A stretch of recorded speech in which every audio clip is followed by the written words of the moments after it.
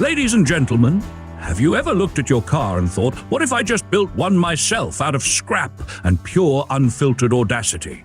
Well, one Frenchman did exactly that in 1955. Meet the Grataloup. No, it's not a brand, it's not a model.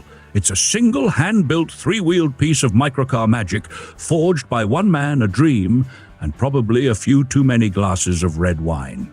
Now, before we get rolling, a huge thank you to our channel sponsors, you amazing folks who clicked the join button and kept us from turning this into a podcast about dehydrated vegetables. Your support means we can keep hunting for the weirdest, rarest, and most you-can't-be-serious vehicles in automotive history. You're the real MVPs. So let's set the scene. Post-war France, 1955. While the rest of the world was buying Citroëns or saving up for a second-hand Simca, a man named Monsieur Grataloup, living in the Pyrenean town of Villiers de Bigorre, decided to skip all that nonsense and just build his own car. No factory, no team, no startup pitch deck, just a shed, a dream, and probably some very confused chickens watching it all unfold. Grataloup wasn't an automaker.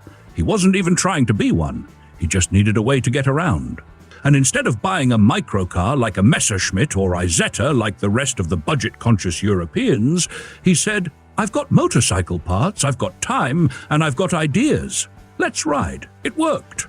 The Grataloup, now known by no name other than its creators, was a fully functioning daily driver. A one-off three-wheeled microcar built by hand with a British Villiers two-stroke engine, a French gearbox, chains, leather belts, and more charm than a bakery full of baguettes.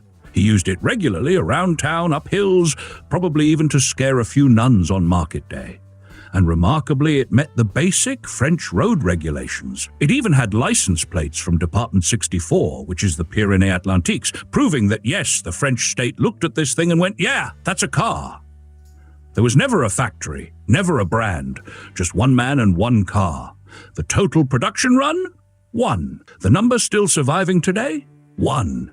And that exact same car, after a stint in a Citroën garage where it was basically forgotten, now lives in the Lane Motor Museum in Nashville, Tennessee. It went from anonymous rural transport to microcar royalty, from what is that to you'll never see another.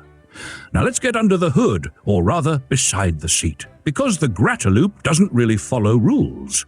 Power comes from a 247 cubic centimeter Villiers MCAC 1 single-cylinder engine, air-cooled and two-stroke, putting out roughly 7.5 horsepower.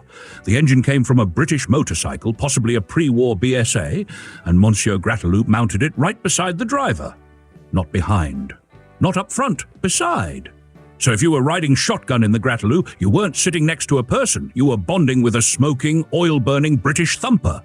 That engine powered the single rear wheel via a 3-speed manual gearbox, reportedly taken from a René Gillet motorcycle.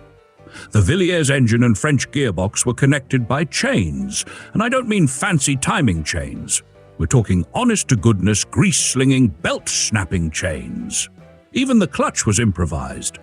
Instead of a standard friction disc, Grataloup used a system of 3 belts between the engine and transmission. Because when life gives you scrap, you don't make lemonade, you make a transmission. As for starting it, most Villiers engines were kicked into life by foot. But not this one.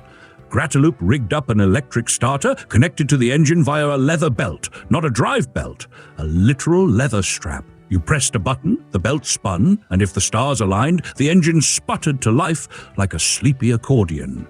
The chassis was hand-built, likely from steel tubing or angle iron. No blueprints, no crash testing, just trial, error, and probably a few dents along the way.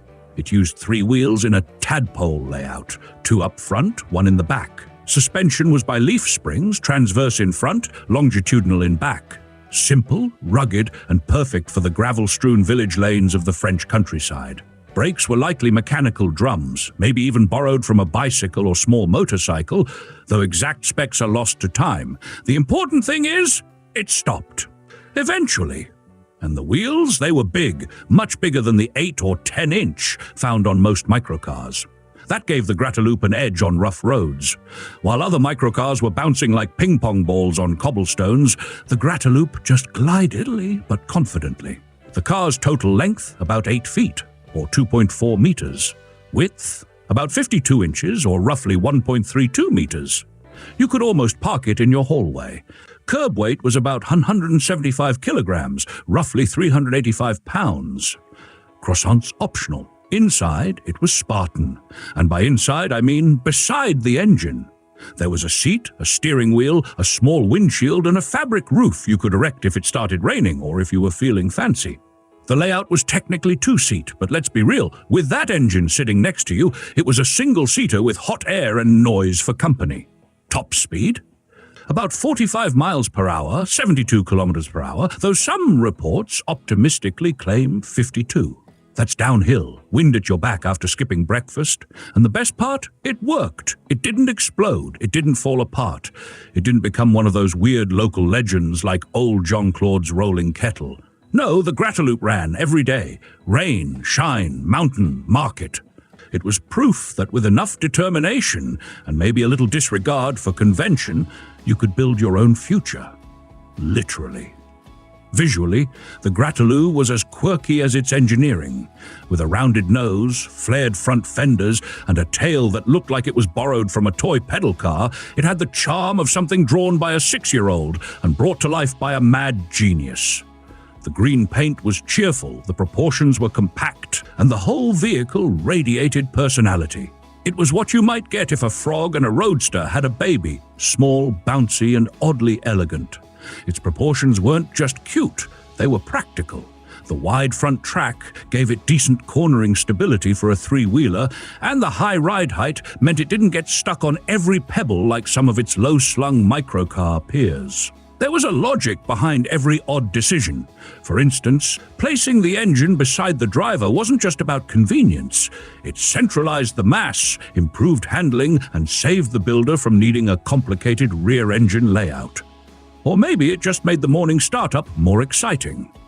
When compared to other microcars of the 1950s, the Grataloup stands out. Not because it was faster, sleeker, or fancier, but because it dared to be entirely original. While BMW Isettas and Messerschmitts were rolling off production lines with steel stampings and marketing brochures, the Grataloup was a one-man protest against conformity. It didn't care about mass appeal. It was built to solve one man's problem in one very personal way. Many microcars were built by the thousands. The Peel P50, about 50 units. The Gogga Mobile, tens of thousands. The Grataloup, 1. That makes it both priceless and utterly unmarketable. It's the unicorn in a stable of quirky goats. So how do you value something like this? Well, we've got one clue. In 2013, the Grataloup hit the auction block during the massive Bruce Weiner Microcar Museum sale and sold for $34,500 under RM auctions. Adjusted for inflation, that's about $45,000 today. Not bad for a home-built one-seater powered by a two-stroke lawnmower's older, grumpier cousin. And today, the Grataloup resides safely in the Lane Motor Museum in Nashville, Tennessee, a place that lovingly houses the misfits, oddballs, and engineering experiments of the automotive world. The little French trike sits among bubble cars and forgotten concepts like a king among jesters. Now, before we wrap this up, let me say this. We often celebrate the flashy supercars, the V12 beasts, and the million-dollar auction darlings. But let's take a moment to appreciate the underdogs. The vehicles built not with millions in R&D, but with grit, a wrench, and a wild idea. The Grataloup didn't change the world. It didn't win Le Mans. But it proved something far more interesting, that one person with enough creativity and stubbornness can build something weird, wonderful, and uniquely theirs. And that, dear friends, is automotive magic. If you enjoyed this dive into the absurdly awesome, smash that subscribe button like you're starting a Villiers engine with a leather belt. And remember, never underestimate a Frenchman with a wrench and nothing to lose.